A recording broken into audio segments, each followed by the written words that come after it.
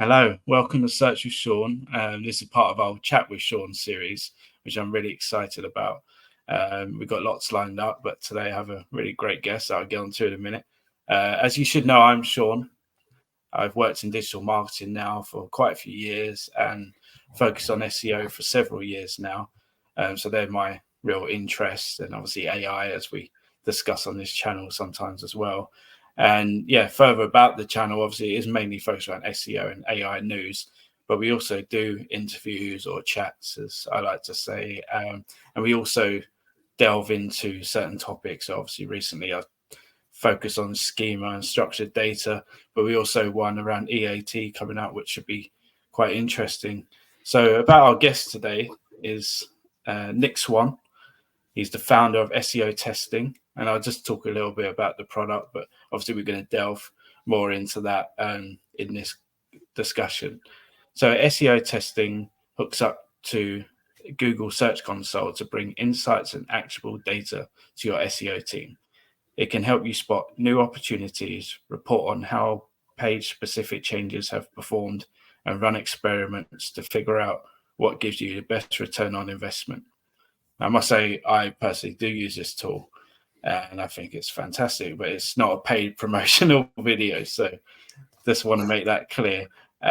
However, Nick has kindly gave us a promo link that you'll find in the description, and that's for a 60-day free trial. So I do urge you, if you haven't already, to try the tool because it is really good and it's progressed massively. And I think there's a lot lined up too as well, but we'll get on to that. So I guess, Nick, thanks for joining me today. Just if you could just tell us a bit about yourself and obviously the background of why you started SEO testing in the first place, that'd be awesome. Yeah, sure, of course. Yeah, first of all, thanks for asking me on the podcast show. Is it podcast as well, or do you just put it on YouTube? Well, yeah, you can find it. Good shout. You can find it on Spotify and SoundCloud. So there you go. Awesome. Yeah. Thanks for asking me on. So a little bit about myself. I live in Bude in England, which is kind of in Cornwall, so right on the southwest kind of tip of England, the UK. Live here with Sophie, my partner. We've got 3 small kids. Isabel's the oldest, who's 10, and the other 2 are younger, and a dog now as well. So that keeps me busy. We've been down in Cornwall for about 7 or 8 years now, I think. We moved down mostly for the kids and because me and Sophie wanted to live by the sea as well. We've watched lots of TV programs of people moving down close to the sea. And I guess as most people who watch this channel will know, in SEO or digital marketing or just working with computers, as long as you've got an internet connection and you've got a laptop, you can kind of work from wherever. So, working from Bude is great. Kind of how did I get into SEO testing or how did it start? So my background's in software development and I've always been involved in SEO. So I've got the fortunate situation of having an older brother who's 10 years older than me. So he was always, when I was growing up and at school and that kind of stuff, we always had computers in the house that he needed for his work or studying or whatever. So I was always tinkering around with those and playing games and so on. And then as he was starting up his own business, just as I was finishing school and going to university, he was came up with the great idea of if I build the website for him and get it ranking in AltaVista and Lycos and Excite and all those old search engines, he'd pay my rent at university. And I was like, wow, this is a fantastic deal. Good for me. And so I've kind of been tinkering around with SEO ever since 1998. When I first went to university, hacking websites or hacking around with websites in Dreamweaver and Fireworks, all that kind of good stuff. But then the software engineering background comes in terms of around 2015, 16. I was doing lots of SEO on a voucher codes website or coupons code website, as they're called in the US. Just trying to come up with the perfect page title and meta description combination and format to get the best click-through rate from Google. I was trying to track all of that data and the changes I was making in, I think it was probably Excel spreadsheets at the time, and looking at the data every day in Webmaster Tools. Because if you make a change, and with the coupon and voucher code sector, there's thousands of impressions in search results in Google every day. And if you can improve the click-through rate by just 0.5% or 1%, that can lead to quite a nice increase in clicks and then revenue that flows through. But if it drops at the same time by 1%, that can lead to a negative consequence. And so checking daily as soon as you kind of changes to 10 or 15 pages, trying to look at that data every day in Webmaster Tools was just mind-numbingly boring. And so I was like, there's got to be a better way of doing this. Is there an API? Oh, there is. Fantastic. Start hacking around on that, start putting data in a database, just build something for myself. But then as with all of us in SEO, a big part of SEO is the online communities. And so I started to share it with some friends in Facebook groups and all that kind of stuff.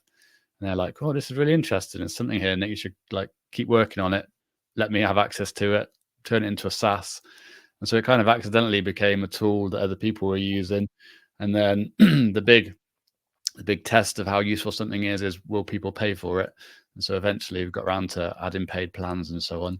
And surprisingly, people did want to pay for it. So it kind of became a business then and became a bit more serious. And yeah, that's kind of where we are, how it's led to today. Fantastic. And sorry I interrupt you, but most thing people are going to want to know is what kind of dog it is. So that's why right. we got Tilly. She's a cockapoo. Yeah. So just towards the end of lockdown. So we're stereotypical, got a lockdown dog. But yeah, mainly for the kids because it's made a big difference to the kids. Actually, it's a bit of a detour, obviously, but there's loads of dogs in the world, and our kids weren't used to dogs, so they were kind of nervous whenever dogs came running up to them. But now we've got a dog, they're kind of used to their behavior and stuff like that, and so a lot more confident themselves around dogs. So yeah, if you've got kids and nervous around dogs, get a dog. Yeah, I plan to, but maybe not yet because one's really small and I don't know how that's going to go. But yeah, no, awesome. So I guess, what makes your platform sort of unique? Why? Obviously, there's so many SEO tools out there, as we know. Is what makes it unique? What's different about it, I guess? Well, I'd say, yeah. So it is the testing side of things. And there's a bit of a story behind this. So the tool actually started called something else called sanitycheck.io. And there was the testing aspect to the tool. So it did have the thing where you could do before and after testing and SEO split testing as well. But with the name of Sanity Check, there was kind of no identity as to what the tool did. And we had some other reports and we did some rank tracking and stuff like that, just because the data was available from within Search Console. And so we hook into Search Console and we make use of that data. But then we kept getting people ask us, how do you compare to SEMrush or Ahrefs and things like that? I was like, I don't really want to be, it's just me at the time working on it, doing development, sales, marketing, everything. It's like, I don't want to compete against Ahrefs and SEMrush. They're multi-million-dollar companies with huge teams and so on. And so it was a case of looking at which aspects of the tool were most useful to people and what were people using. And the SEO testing side of things was what people were focused on, and what people got most value from, which was what I built the tool for originally. It's just it wasn't called SEO testing. So perhaps what I should have done originally and what I did, around 2020 was I just checked the domain name seotesting.com to see if it was available. And it was already registered, but it was for sale. And so I got in touch with the person who was selling it and they were quite reasonable with the amount they'd accept for it. It wasn't astronomical. So I bought the domain name. That kind of positioned the product in terms of what it was focused on, but also positioned us away from all the other SEO tools in the market. And so we were focused on SEO testing. And it made a massive difference. People just knew what we were about, what we did, what we focused on. It made a huge difference in terms of the number of signups, trials we were getting, and also the conversion rate as well. And so, yeah, that's kind of what our focus is the SEO testing side of things and kind of what positions us away from other tools, I think. Yeah, no, fantastic. And you've done amazing to get that domain because that is, a very, as you say, specific URL. So it does really, and it's fantastic to see that. I know, obviously, you've grown since, and Ahrefs and SEMrush and all those tools are really well known and multi-million-pound companies, you say, but now you're getting recognition from Elada Solis and other sort of big influencers in the industry. So yes, it's good to see that you're up there with them to some degree now, and it's good. So I guess obviously we're going to go into a few of the key features, and obviously one of them is the testing, as you say, probably the main functionality. And obviously there are loads of different options now, not just that have kind of been developed. And I guess as I say, we use the tool. So I'll just give a few examples of how we use it, especially. So obviously, if we do things like meta title changes, we can see the changes that happen throughout the time period. And what's really good about it as well is that you can, even in hindsight, you can go back and see these changes. So you haven't got to like set up the test, and then if you've kind of missed the time frame, you can't do anything with it. You can go back in time and run the test as if you were doing it at the time, if that makes sense, which is really a good feature I like about SEO testing. And also, we use it for, if we do a migration, we can then see the recovery, hopefully, after that migration period, which is obviously a really sometimes can be quite tricky in other platforms to kind of see that difference. You'd have to switch between properties and do all sorts of like chopping and changing, which isn't really the case on this tool. So obviously, you've got a lot more experience with this side of it than me, and you obviously have different kind of users that do all kind of tests. So I don't know if you've got any other examples and can go more into the different kind of tests you can do, because obviously you can test it from just a query to the URL to a group of URLs and so on. But yeah. So I think like SEO testing as a thing has become more spoken about over the last, say, 4 or 5 years through tools like us, because we bought the domain name SEOtesting.com, and you've kind of been seeing us pushing it everywhere over Twitter and LinkedIn and so on. But then other tools like Search Pilot and SEMrush have their own tool called Split Signal as well that do SEO testing. But I kind of always say to people, like, we've been doing SEO testing as a practice from the very beginning, the year dot or whatever, whenever SEO, whenever we realized as SEOs we could, improve the ranking of pages and so on. It's just always been a lot more manual in terms of the making of the changes, and then also the looking at the data, whether that's been historically perhaps watching a rank tracker. So you're ranking in position 10. You want to improve that rank, so you go and make a change to the page that you're trying to get to rank for that keyword. It maybe then goes up to 8 or 6 or whatever. That's the test that you're running. Have those changes improve the ranking? You're manually looking at the data in that rank tracker every day to see whether it's improved or not. But you're doing SEO testing. The difference now with the tools that are available, like ours and like the other ones I mentioned, is it's a lot more automated in terms of some of those other tools make changes for you. But as for all of them, the collection of the data. So there's no more manually looking at the data in a rank tracker and having to remember to look at that data and so on. And also the data that's available is a lot more granular in terms of, rather than just what the ranking is of a page or keyword, we can look at clicks, impressions, click-through rate, the number of queries the page is ranking for, all of that good stuff. So I guess like that we've always been doing SEO testing. That's kind of one of the main points I tried to get across. From an SEO testing point of view, we've got 2 main types of tests that we run or allowed to run on the platform. So there's time-based testing, which is quite often looking at an individual page and looking at how that page ranked before and after the change you made. These are the most simple type of tests that you can do, and these are the type of tests that we've always been we've been doing. We've often been looking at a rank tracker before to see how the ranking has moved. SEO split testing, or A/B split testing for SEO. This is kind of one of the newer types of SEO testing that you can do. Although, if you look back, it was the Pinterest engineering team that wrote about this first, I think. And this was back in 2015, I think. The blog post is still up on their Medium blog. I still refer to it all the time. And so what you do with this is you take 2 groups of pages. So say you've got, 100 product pages on your e-commerce website. You put 50 into a test group. You put 50 into a control group.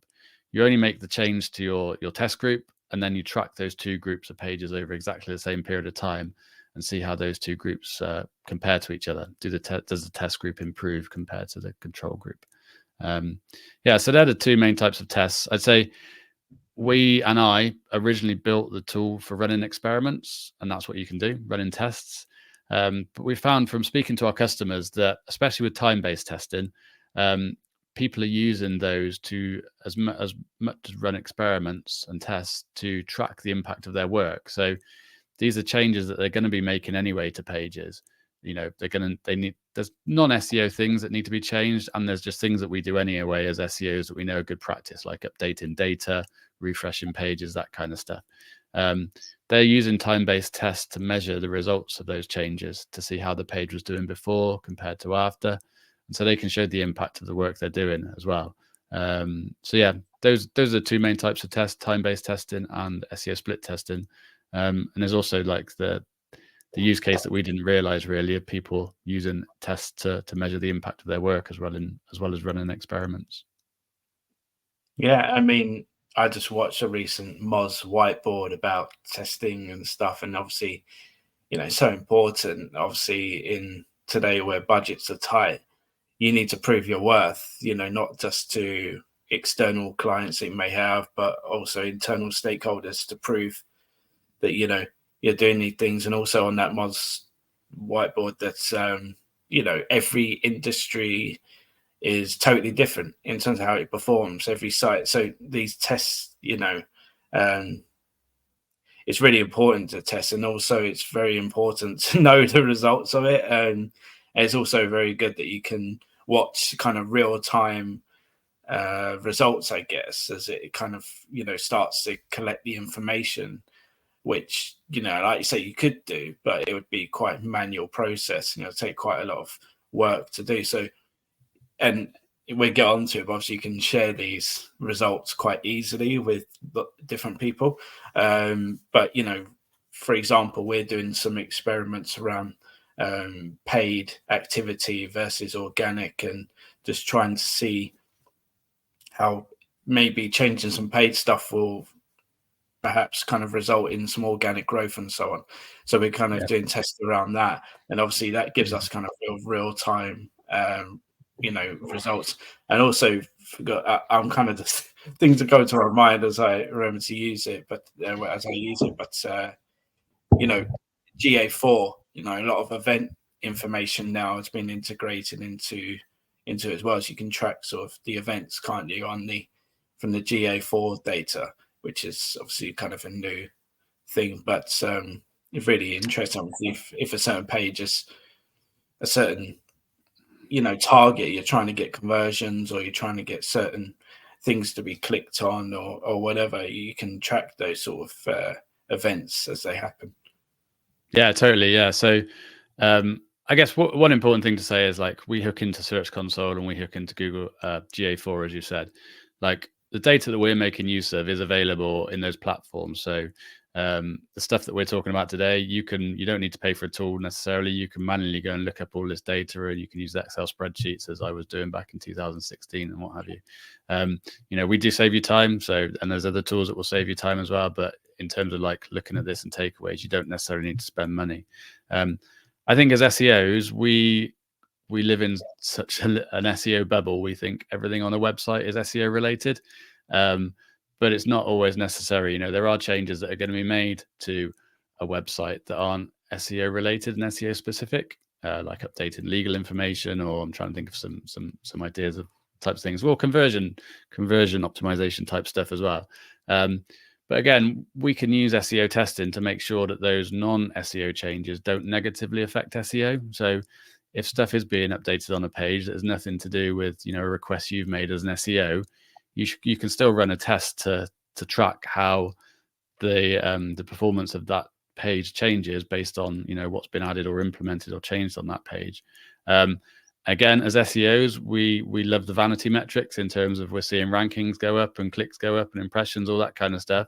And we'll talk about that and say about how great we are. But unless it brings around a business benefit, they are just vanity metrics. So again, this is where GA4 and event-based conversion type stuff comes in. Is it's important to see how, as SEOs, we're directly affecting the business in terms of, are we increasing clicks and traffic, but at a relative pace, increasing conversions, and events that we're wanting to track as well are happening. So yeah, we can do all that manually, and we can do that in the platform as well if you want to save time in terms of looking at that data.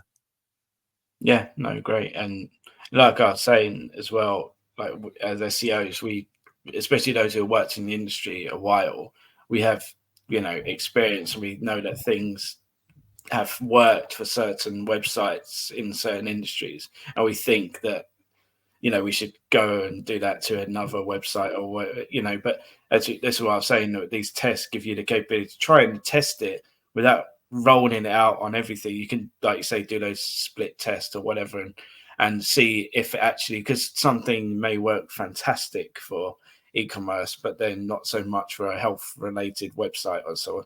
So this gives you a chance to kind of try these different things. And that was also, I'll put a link to this Moz whiteboard because it was quite good. And it kind of it delved into that kind of thing, that although some things really work for a particular type of website, even parts of websites, I found, we have at Macmillan, we've got loads of different subsections of the website, and some work really well for this and some don't for that. So this kind of tool gives you that capability of doing kind of quick fire tests to see if it's going to work or not. Yeah, I'm making notes there because you keep saying things I want to mention as well. So if you see me writing down notes, it's because things I want to talk about.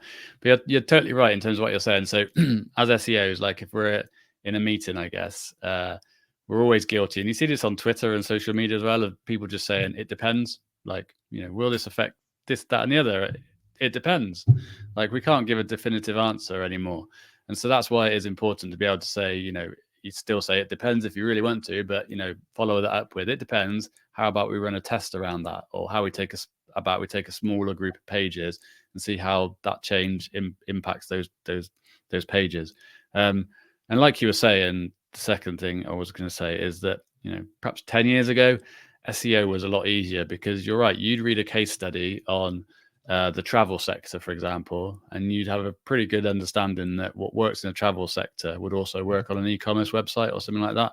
But things have changed so much now in terms of Google using RankBrain and machine learning and things like that, that the ranking factors are different for different keywords now, never mind different sectors and business types and industries, that kind of thing. And so, there's the argument that Google doesn't even know, because of machine learning that's being implemented, Google doesn't even know which ranking factors are directly contributing to, how keyword sites are being ranked for specific keywords and so on. So, you're only going to find out what helps and what works by testing that kind of thing and having a test-driven mentality when approaching SEO. So, yeah, that's the kind of the angle we come at it from. Yeah, and also it's helped me, especially in negotiations. When you're talking to other stakeholders, sometimes they're quite hesitant when you go forward with a certain change, even if you think it's a very basic change. They get quite, nervous around changing their product, that they're very kind of protective over. So if you could say, okay, well, we'll run a very, small kind of test to see if this works. If it comes out positive, then we can roll it out further. And they seem to be more open to that. And obviously you could have done that in the past, but obviously this tool gives you the possibility to showcase the results in a bit more detail, and it's a lot less manual work, as we say.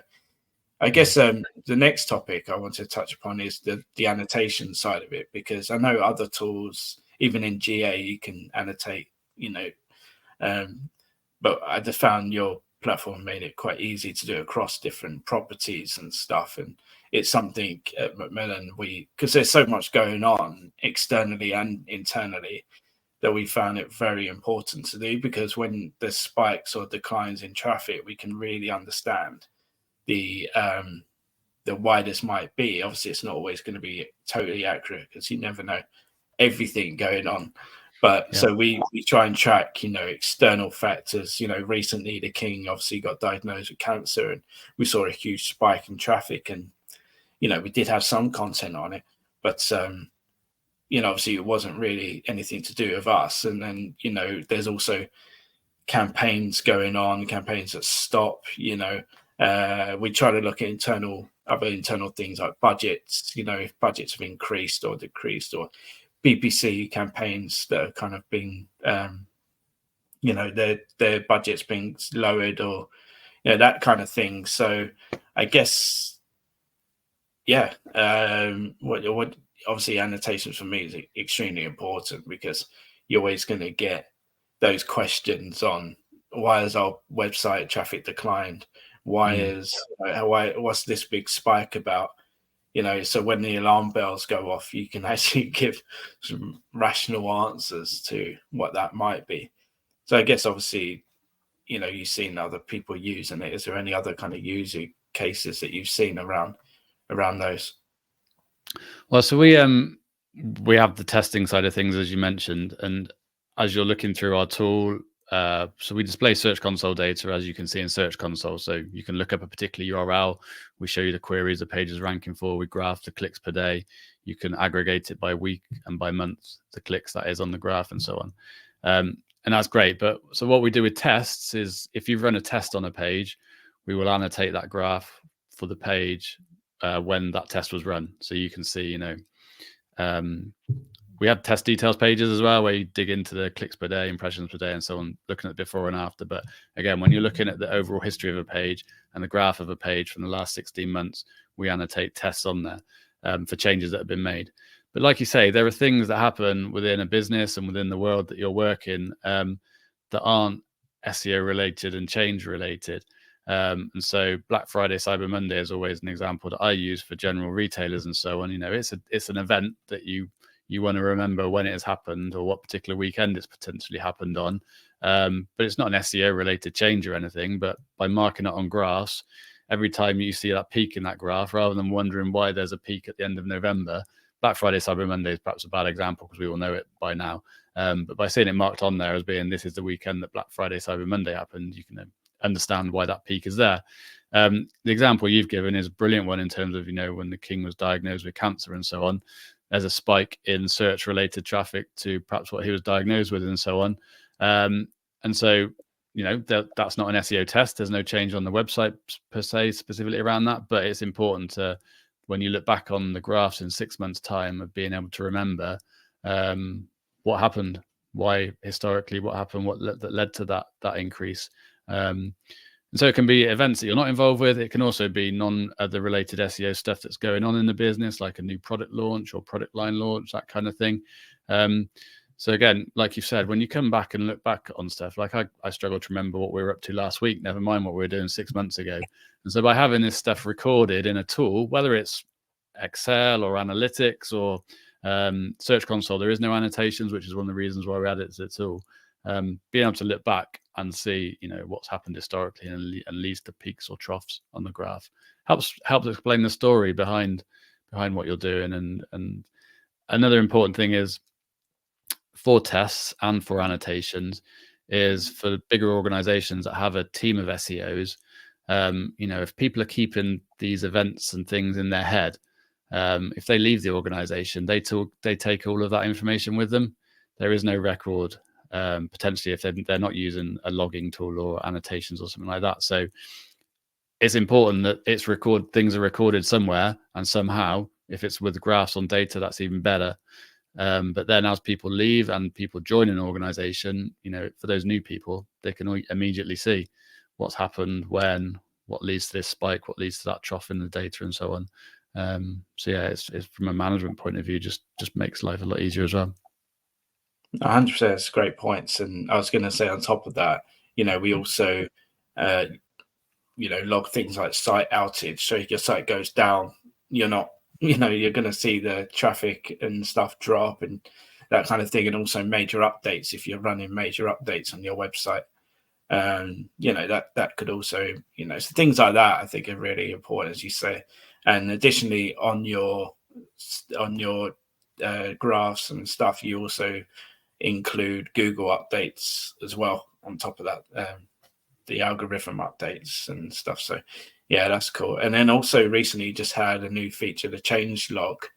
Don't know if it kind of relates, if you want to kind of discuss it, tell us about that. So the change log kind of brings it all together in terms of the tests that you're running and the annotations, and just reports it in one individual report. So you can see then on a month-by-month basis what's happened on the site, what's been changed, link through to all the tests, link through to all the annotations to see more detail. So again, it just gives you an easy view of when you've got to do end-of-month reporting. You can see easily what's happened on the site. You can include details about those things in your end-of-month reports. And then again, it's all stored in the tool. So if people were to leave the organization, that information is still there for the next person that comes in to join, to be able to review, see what's been tested previously, see what's been done, and pick things up a lot easier. That's great. And, you know, I'm sure I'm not the only one, but I get asked frequently, you know, what has your team been up to? And you kind of just, because you're just getting on with things, you kind of forget actually all the things you've done. So you kind of forget half the time and especially if you've got clients, external clients, that's probably even more important. So I think, yeah, it's a really cool feature. And then I guess just the next topic was the reports. Obviously, that's grown quite substantially on the platform itself. The range of reports that are offered. Some of the ones that I've looked at is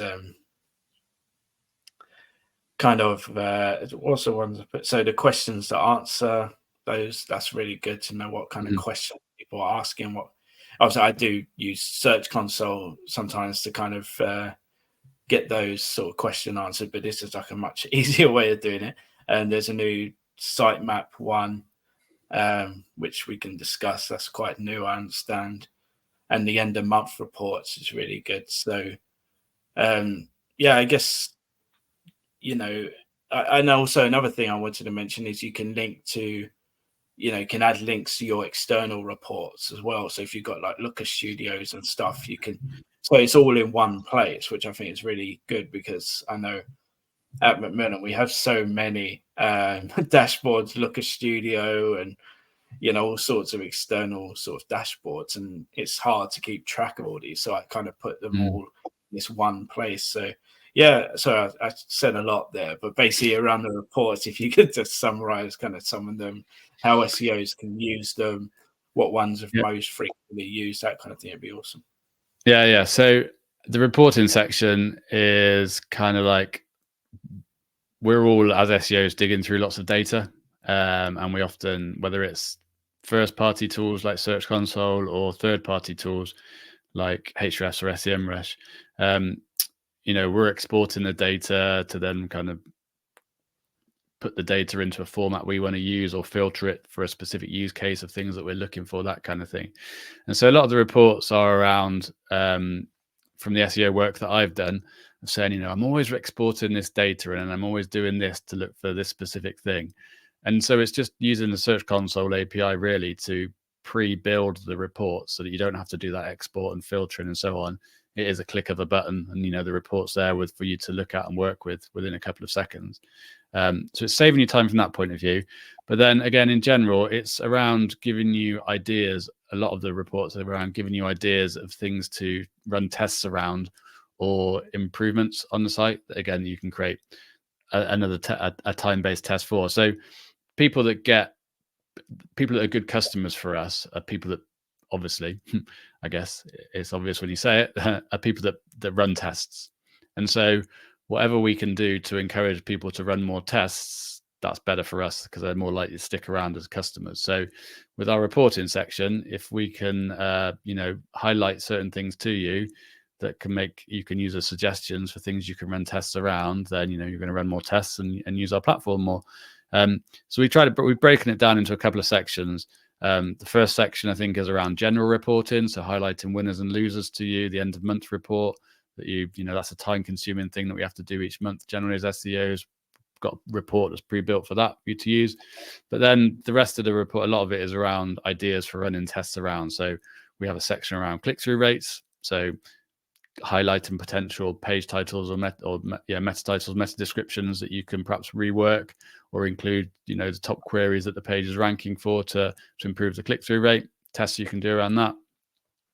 Second section around this is all based around content, which is kind of what you've mentioned around. So looking for questions that your site's appearing for, or individual pages are appearing for, that could make good new sections on a page, or good FAQ sections to include. The content decay one is a popular report that people use. So we generally know that Google likes fresh content, but if we're not going in and looking at our content and keeping it up to date and so on, it will decay and lose clicks over time. So the content decay report will just highlight to you which pages have lost the most amount of clicks over a 13-month period, from the peak compared to last month. So if as part of your monthly work or your monthly retainer, if you're an agency or consultant and so on, you can say we're going to use the content decay report to refresh the pages that have lost the most clicks over the last month compared to their peak. This is one of the things we're going to deliver. So it's as much, it's all around time saving and all around giving you ideas of kind of SEO things that you can be doing to either improve things, get new content on the site, or run tests around. Yeah, no, I mean, I love it. I always monthly, I go in there and just have a little look around and see if there's anything I've missed, perhaps. And especially a content decay, like there's so many, you can always create new content, but also managing what you have and making the most of the content you actually have is vital. So, I would say as well, like as I was saying, the original version of the tool was built for me. Like a lot of the SEO work I do now is on SEOtesting.com, because like I've just focused on product and business and customers and marketing, that kind of stuff. So a lot of the feedback we get now is from customers of the platform. And so some of the new reports that are coming out now that we're adding are kind of like direct requests from customers saying, I'm doing this thing manually. It takes me 35, 40 minutes to do, each time I want to do it once a month or once a week.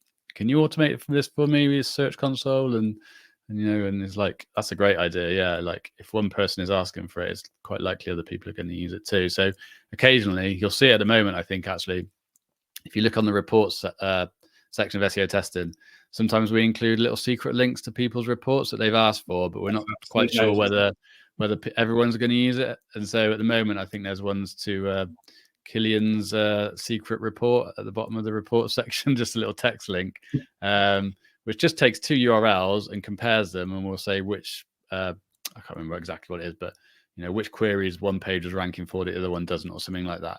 And so we're just trying to figure out where that fits in with the rest of the tool type thing.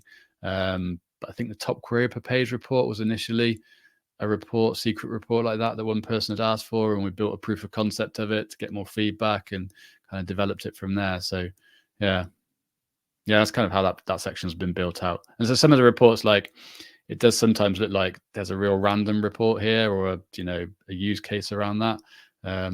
But it does, it comes from that kind of side of things.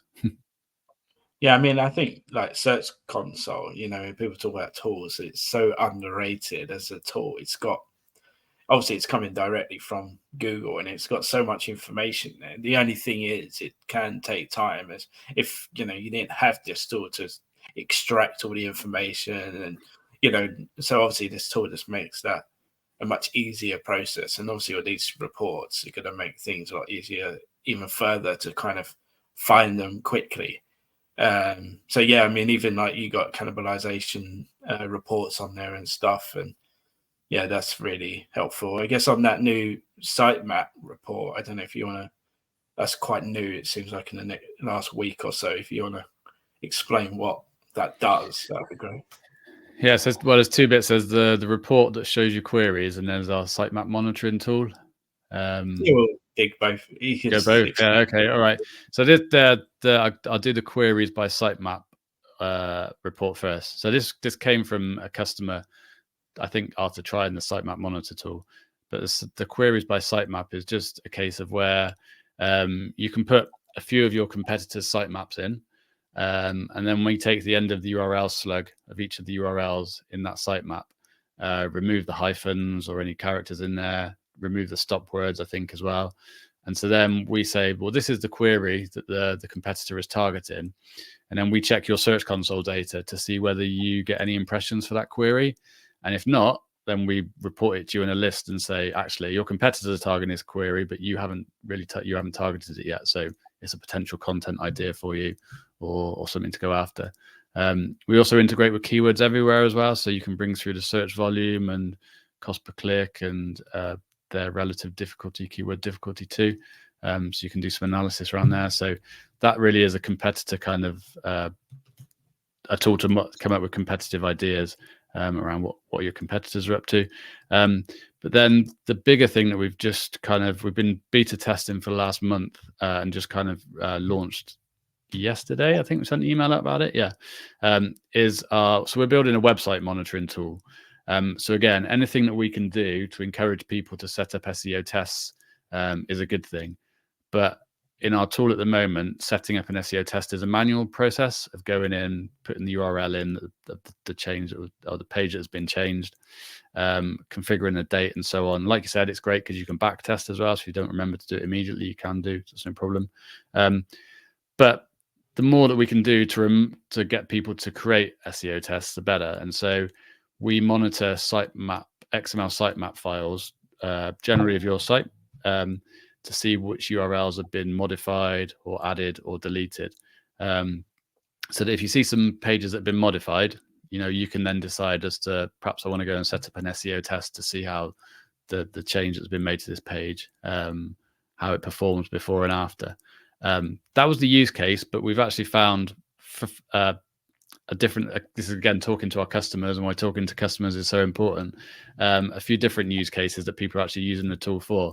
It's almost like a continuous integration, continuous deployment tool, monitoring tool as well. So we've had some of our customers realize, whether it's their own site or through an agency or whatever, some changes were made by developers. I'm a developer, so I know what this is like, making changes to the site that has kind of wiped out a whole category set of pages. And so they realized from the sitemap monitoring tool that we highlighted to them that this whole category was removed from this XML sitemap file, and they were able to realize it and rectify it before bad things happened in terms of Google noticing, and so as well. I'm trying to think of some other stuff. Agencies where, again, if you're an agency and you're working with client sites, there's a whole team of people that could be making changes to a site and so on that you're not always informed about and so on. And so keeping a better eye on what clients are up to from an agency perspective, because you're often working or charged with working, looking after 5 to 10 clients as well, maybe depends on how the agency is set up. So again, automating the monitoring of client sites, keeping an eye on those to spot for big changes.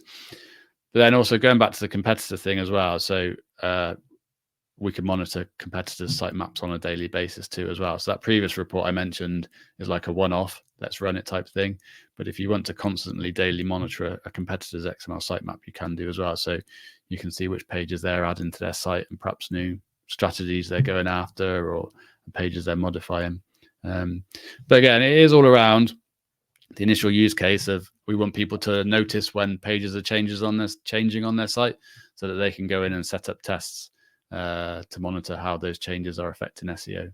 That's the kind of whole premise around it. Yeah. That's cool. And then obviously you get the results sent to your email as well once they've completed this. Because obviously that's, if you set up quite a few tests, you can forget sometimes the ones that are going on. So it's good to get a reminder sometimes. Yeah, so that's cool. And I think we've kind of touched upon the website monitoring side of things. If there's anything else there that you wanted to touch upon. Yeah, so we're just kind of building out really. So this is the first version of that website monitoring aspect of it. So we're monitoring robots.txt, because obviously the wrong changes to robots.txt can have quite significant consequences in terms of search engines being able to crawl your site and so on. So we check that every 3 hours. And then we're monitoring the XML sitemap files that you add to our tool that you want to monitor. And we chose that way of monitoring XML sitemap files because it's kind of a low-touch way, a first low-touch way of doing it. So it enables us to monitor a lot of URLs in a low-touch manner. So we're not hammering HTTP requests at lots of different pages to look for any changes. We can do it from just looking at XML sitemap files. And we do that once a day, which is configurable to either weekly or monthly as well. But then we want to get to the point, though, where for your money pages or important pages on your site, we're going to do more granular checking. So that will be checking, depending on how you want to set it up and configure it. Perhaps we'll check, your homepage every hour, and we'll check specific sections of content on that page as well, so we can tell you exactly what has changed, as well as just saying there has been a modification and so on. So that's where we're going to become more of a granular website monitoring tool, to be able to pick things up quicker, because SEO is great, but and we're all trying to increase clicks we get in from Google, but we're also trying to stop negative things happening from the clicks that we are getting, or stop negative things happening in like SEO results from changes that are being made to websites and pages and so on as well. So being able to monitor for changes is an important thing, I think. Yeah, 100%. I mean, I've had experience both sides of the coin. So when I was at agency level, you say you got multiple clients and they all have their own teams and other external partners that they use, and anyone could jump in and change things, and you'll be, you'll make suggestions, they'll change it, then you go back the next month and it's totally different. You're like, did you think of telling me about any of this? And also internally, I was, not, I'm sure SEO we'll all understand when some teams don't always think of SEO before they go and change things, and then you've seen sort of performance changes and you're like, what's going on? And then you see a whole bit of content, or they've taken the page down, or it could be anything. So and also what I mean, I also use Spotify, and I see tons of robot.txt changes or sitemap changes that come through and on with your tool that I wouldn't be aware of at all, because no one would tell me. So at least I can actually see these changes pop up that I wouldn't have done before. So yeah, definitely, that's a really good feature. And then quite a new thing is obviously obviously there are loads of tools that kind of do this as well, but rankings tracking, I guess what kind of makes that different in any way to obviously SEMrush and Ahrefs, those kind of tools? So we have a rank tracker. There's pros and cons to our rank tracker, that's for certain. So our rank tracking data is based on Search Console data, which is the daily average position. So the pros are we can look at lots of data in Search Console, cost effectively. So we don't charge you extra per 100 keywords that you want to rank track and so on, things like that. The negatives are that it is a daily average ranking position. So generally, I would say for keywords that are getting or have a relatively high search volume, the daily average is, pretty accurate. It's good, can be relied upon, and so on. For keywords that are getting a lower search volume because of personalization and geographical differences in terms of where pages will rank and so on, that daily average can sometimes be a little bit off. But one of the benefits of us looking at Search Console data is that we're not scraping the SERPs either. So we're not potentially, impacting the number of search impressions that a keyword could be getting, which may be, altering third-party metrics and estimations and all that kind of stuff. So there's pros and cons to each approach, whether it's looking up Search Console or scraping the search results to get a ranking position. But it's there for people to use. So have at it. Yeah. I mean, I tend not to rely solely on just one source ever for any of my data. Really, I try and see what all these kind of sources are using or telling me. So it's just like you say, it's another sort of option if you want to look at kind of your rankings. I guess we touched upon it a little bit, but the benefits of content groups, obviously that's a kind of feature. I don't know, I'm going to delve more into that side of things. Yeah, so this is something that was in Google Analytics, but I'm not sure if it's in GA4 or not. So in Google Analytics, from my memory, you could create these things called content groups that were an explicit list of URLs that you just wanted to report on together. And so we had, again, customers come to us and say, hey, can you do content groups with Google Search Console data? And we're like, yeah, that's a great idea. So that's, again, from where that has come from. And so you can create content groups in a number of different ways. You can do it through an exact list of URLs that you want to track. You can do it through Google Search Console filters of coming up with a subfolder that you just want to report on how the blog is doing. A couple of interesting use cases that we've had, and again, this is why they originally built, is that perhaps an agency working on a big enterprise client, they're tasked with working on a subset of pages.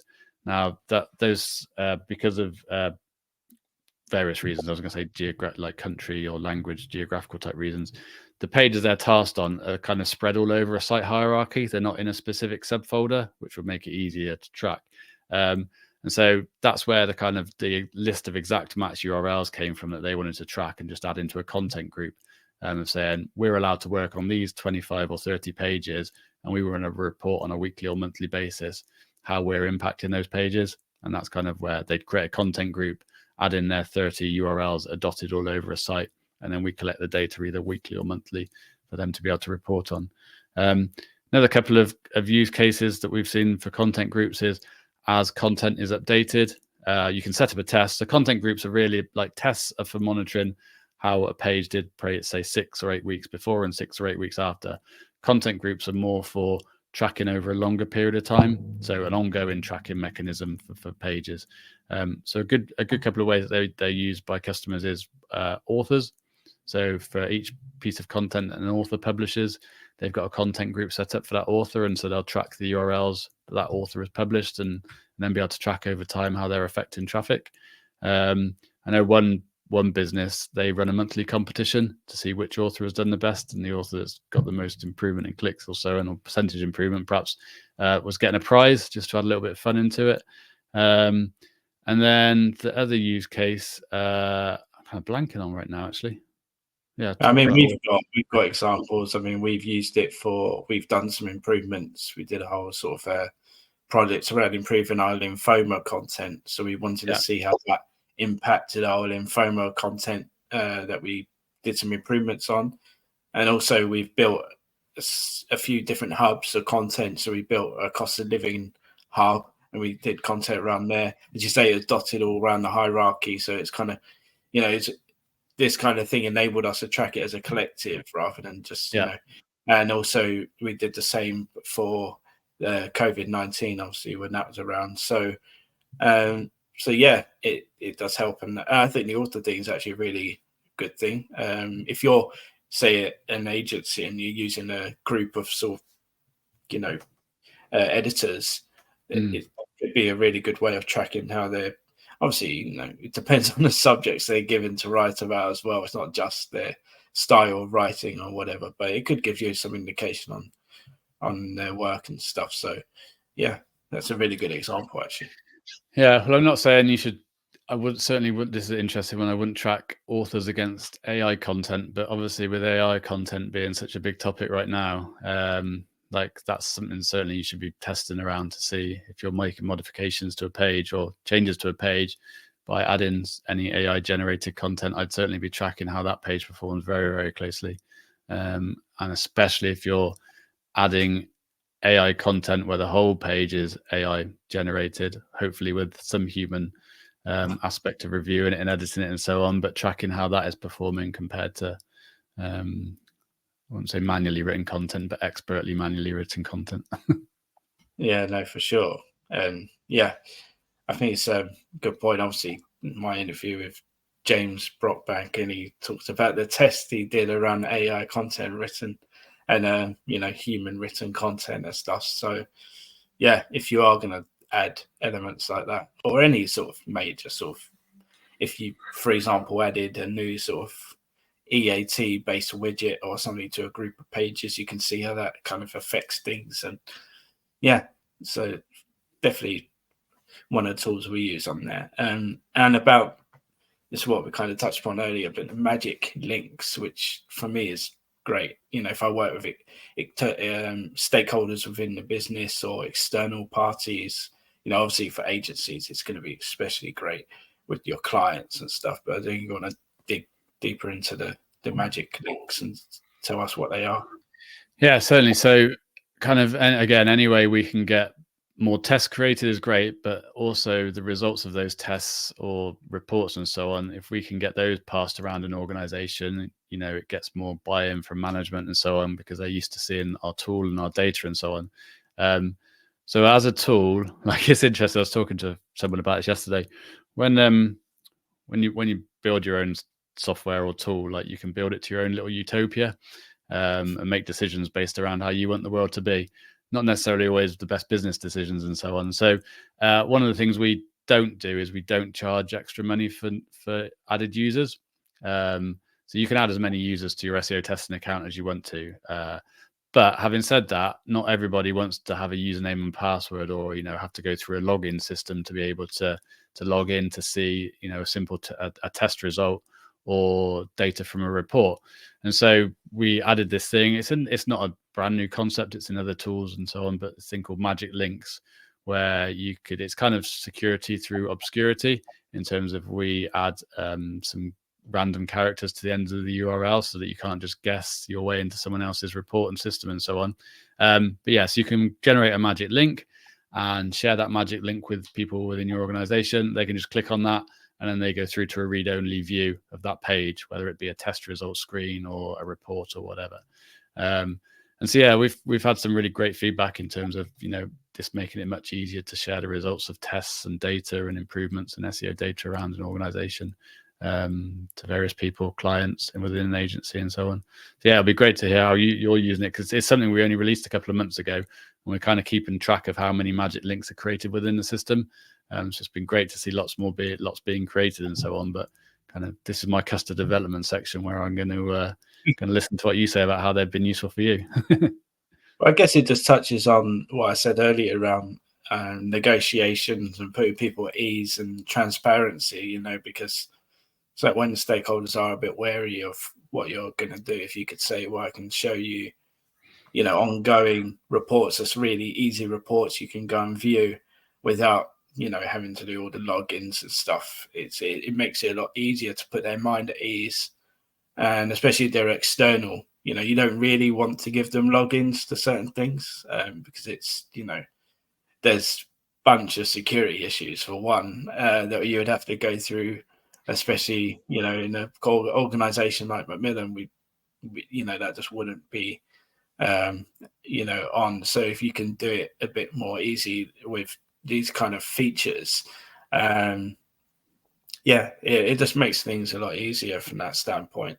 And I think obviously back in my agency days, the other tools did kind of, like you say, it's not like a brand new thing. They did have similar things on like SEMrush for reports and stuff. But it's just, this is a tool I use regularly, and it's got sort of that option. So it's a really, I think for an agency, it would be a really positive sort of feature for them.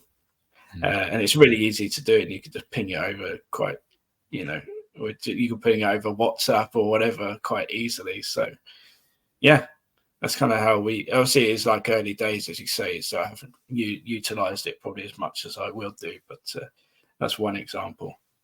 Yeah, we found, again, speaking to customers, and I sound like a bit of a broken record. Like as SEOs generally, I again don't know what it's like at Macmillan. Like you have to produce these monthly reports that kind of give a summary about what's been going on, how the clicks are going, so on and so forth. And now whether people read those reports or just gloss through them or not is like, debatable. But we have to spend hours putting them together either way. And so it can sometimes be hard to show, the good results we're having, because people aren't paying as much attention to those reports as you kind of hope. And so the feedback we've had about SEO tests, and including about magic links as well, is they're a good way, as a test finishes and you see a positive result, of kind of drip feeding good news through. So the good news isn't all hidden in the back of an end of month report. It's like you can post to your Slack channel, hey, this test result just finished. We've seen a 95% increase in clicks. The next couple of days later, another test that you've been doing is finished. And again, you can send that good news through. Or even if it's bad news, at least the organization and people management, whoever know that, things are being noticed and recorded. And, if there is a test result leads to a negative result, well, this is what we're going to do about it. This is the next test an iteration we're going to run type thing. So, yeah, that's been really good feedback to us in terms of like it being a way of being able to drip feed good news through to people within an organization, whether that's client or agency side again, or in-house. That's a great point, actually. And I did put a recent post on my LinkedIn about, celebrating small wins. And, sometimes we forget, and like say, it can get hidden in the monthly report. And like say, if 20 out of 100 actually care to read the whole thing or kind of take proper notice of it, then you've only reached a very small fraction. But if it if it's just a kind of easy clickable link, they're going to be probably a bigger chance that you, and it's not hidden like loads of other information around it. I think you've got a much better chance of them clicking on it and taking note of it. As you say, the bad points as well. I think that's also, people obviously try and hide all the bad information in the monthly report. They probably just try and, especially if you're agency side, you're trying to paint a, sunny picture and try and say that nothing really is going bad. But being transparent, I think we're all learning, is probably the best way to go, because people will find out eventually probably, and you don't want to be stuck trying to explain yourself. So, but if you're taking a proactive approach and you're saying, okay, yeah, like you said, if this has turned for the worst, but we're doing this about it, I think that's a much better approach than trying to hide it. And so good points there. And I guess just finishing off, I guess, in terms of what's next for SEO testing, I see there's so much going on. And also, I guess, where this channel, we have to kind of mention the AI side of it. Is there any sort of plans around using more artificial intelligence within the platform? And I guess with the AI overviews, I guess you're waiting for Search Console to kind of add more. I know they've kind of added a few things around feature snippets and stuff within there to a degree. But with the AI overviews, kind of, are you just waiting for, because obviously that's, few platforms now are starting to add things around those results. Obviously, it's not so big in the UK at the moment, really, at all. But when it kind of comes over, what's the plans, I guess, on all that? Yeah, so, well, from the perspective of Google search results itself, we are hamstrung. Yeah, I guess, because we use Search Console data, so that's our like data source of what we're working with. So it totally relies on Google, making that data available within Search Console before we can use it through the API for bits and pieces. So yeah, I mean, the whole thing is really, really interesting, isn't it? Like, I don't know if you read Ed Zitron's email newsletter or post that he puts up on Twitter. That's probably one I haven't actually. I read most of them, but yeah, it'd be interesting to. He's been writing really negatively about AI and about how it's all, a big massive bubble, and Google and Microsoft have been kind of dragged down this route. Not dragged down it, but have like gone down this route, and it's all going to implode because it's just too expensive, the power requirements to generate the stuff, and ultimately it's not as good anyway. But the kind of the hype around it has led people to panic and go down that route. So it'll be really interesting. Like, we're making use of ChatGPT within a few places within the tool, in terms of you can click on a keyword and it will help you come up with some content ideas. It'll help you rewrite page titles, meta descriptions to include a certain keyword. But I can see the uses of ChatGPT massively. But yeah, it'll be worth. I'll send over links to the two pieces I was referencing around that. It'll be interesting. It'd be good to include. I mean, obviously, it's a topic we discuss a lot on the channel, and I was just prior to this call listening to the Microsoft head of AI discussing everything, and they also touched on the cost and the environmental issues around it, because obviously they've got a lot of targets on that front. Yeah, and obviously the more they have to generate, it costs a lot, and it generates a lot of energy to run these AI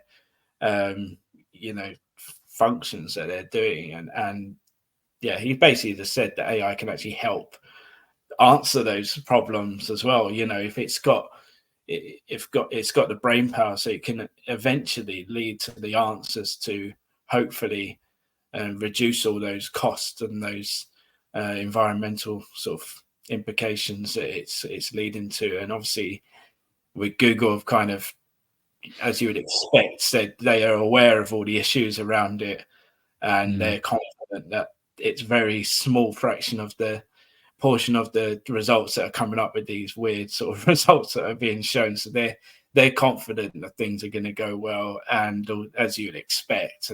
And obviously when pushed on, are they going to start showing more of these sort of results in the Search Console? they were very wishy-washy with their answers. They wouldn't give a yes or no. As again, so obviously SEOs want clarity on that. They want to know how these results are really going to impact organic traffic. You know, if it's really going to take away. I guess a lot of people have said they had the same concerns with feature snippets, and it hasn't impacted as much as people had thought. So it'd be interesting. But yeah, is there any other sort of new features coming down the line in SEO testing in the next few weeks or months or so? We're just focused on that page monitor aspect of the tool, really. So we released the XML sitemap monitoring side of it yesterday, the general availability. Now we're working on the kind of more granular page monitoring and looking at which specific bits of a page have changed.